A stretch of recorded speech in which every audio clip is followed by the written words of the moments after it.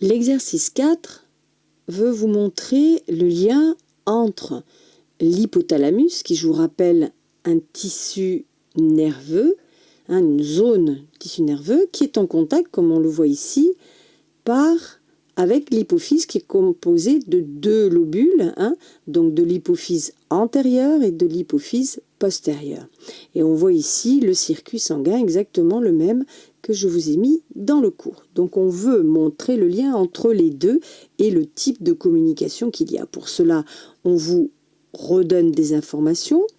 Donc on vous dit que dans la zone B, qui est donc ici, au niveau de l'hypothalamus, donc on l'enlève. Donc, et là, on se rend compte que l'hypophyse ne fabrique plus rien. Bon. Et quand on broie ce tissu ici, qu'on l'injecte par le sang, eh bien l'hypophyse redémarre. C'est-à-dire refabrique la fameuse FSH-LH. Voilà la première information. La deuxième information qui est ici, on ligature, donc on interrompt, il y a marqué interrompu, donc ça veut dire qu'on ligature momentanément, comme on fait un petit nœud, tout simplement, l'hypophyse antérieure. Et qu'est-ce qu'on voit? Du coup, il ne fabrique plus ni de FSH, ni de LH. La circulation sanguine, hop, on redessert le petit nœud qu'on a fait en A, et là, hop, de nouveau, la production de FSH et de LH est rétablie. Donc là, bien sûr, on veut vous montrer l'importance de la circulation du sang. Et le dernier, le sang qu'on prélève en A, contient de la GnRH. Peptides constitués de disacides aminés, etc., synthétisés par la zone B, donc le fameux hypothalamus. Et le taux sanguin donc de GnRH reste à peu près constant au cours du temps. Et quand on injecte directement la GnRH au niveau... a le même effet que l'injection de liquide cytoplasmique extrait des neurones de la zone B. Donc tout simplement parce que dans la zone B, il y a du GnRH. Parce que vous avez vu dans votre cours que le nom de l'hormone de l'hypothalamus, c'est la GnRH. Alors on vous demande d'identifier, en vous justifiant, le mode de communication mis en jeu entre l'hypothalamus et l'hypophyse antérieure. Là, vous marquez que les neurones retirés ont dans leur cytoplasme donc une substance, on sait très bien ce que c'est, c'est une hormone, mais pour l'instant on ne le dit pas, une substance qui stimule l'hypophyse dans sa sécrétion donc de FSH et de LH, puisque quand on l'injecte, l'hypophyse redémarre dans sa sécrétion. Donc le mode de communication se fait par voie nerveuse, on le voit bien ici, on voit les neurones ici avec l'extension du neurone qui touche donc le sang, et les neurones sécrètent donc une neurohormone, comme je vous l'ai expliqué dans le cours. Donc là, dans la deuxième question, on vous demande justifier pourquoi la GnRH est une neurohormone. Neuro parce qu'elle vient du système nerveux, elle est sécrétée par les cellules nerveuses, et hormone parce qu'elle est véhiculée par le sang. Voilà, comme une hormone. C'est pour ça qu'on l'appelle une neurohormone. Elle fait le lien entre le système nerveux et le système hormonal.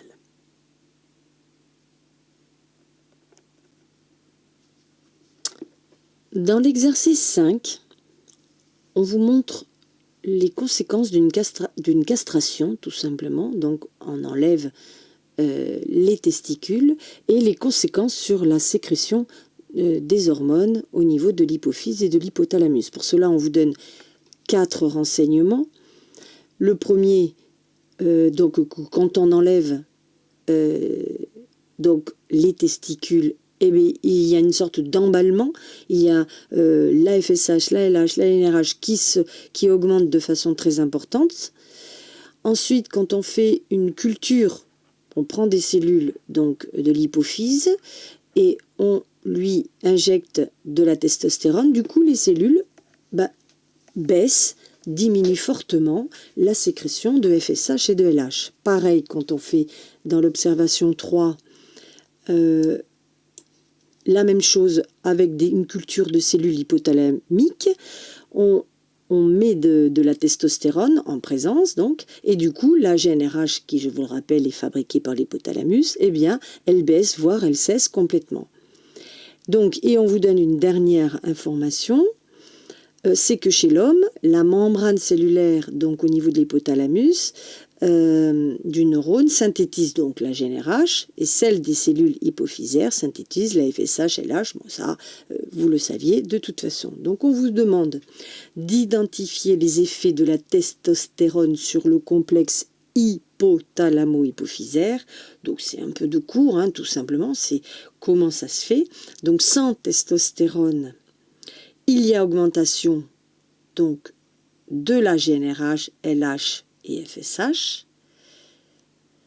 Avec la testostérone en forte dose, comme dans l'observation 2 et 3, il y a arrêt de la sécrétion GnRH, LH, FSH. Donc, la testostérone freine la sécrétion de ces trois hormones. Et quand on regarde ici votre schéma donc, du cours, on voit bien que si on enlève toute cette partie-là, eh bien, il n'y a plus l'information qu'avait l'hypothalamus et l'hypophyse de la concentration de testostérone. Et du coup, la GnRH et la FSH s'emballent et on fabrique à fond une bonne quantité de ces trois hormones. Donc tout se fait bien sûr par le sang. Et on vous demande ensuite dans la question 2 de justifier le mot rétrocontrôle pour qualifier l'action de la testostérone.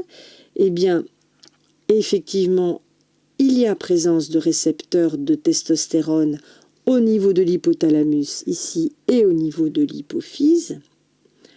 Donc cela veut dire que la testostérone est donc véhiculée par le sang jusqu'au cerveau, hein, donc jusqu'à l'hypothalamus, etc.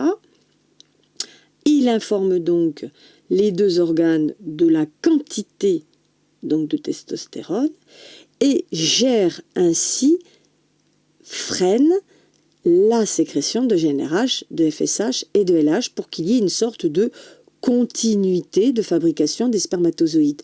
Donc si on castre et qu'on enlève les testicules, eh bien l'hypothalamus et l'hypophyse ne sont plus freinés et fabriquent en grande quantité des hormones qui ne servent plus à rien puisqu'il n'y a plus de testicules.